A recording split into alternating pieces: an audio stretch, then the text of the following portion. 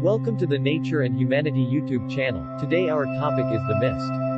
Mist is a phenomenon caused by small droplets of water suspended in air.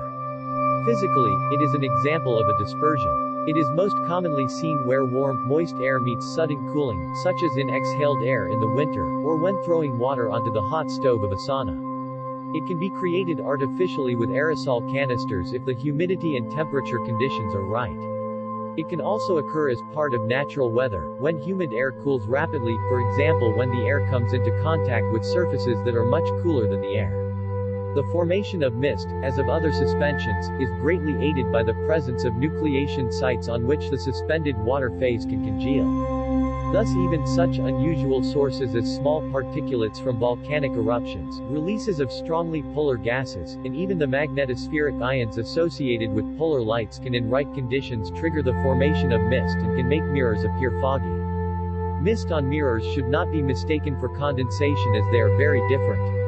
Mist is a collection of water droplets, but condensation is the water droplets in a different form. Mist is commonly mistaken for fog. These two things are very different, however they do have some things in common. Fog and mist are both formed the same way. Fog is denser and generally lasts for longer, but mist is thinner, and you can see more clearly through it.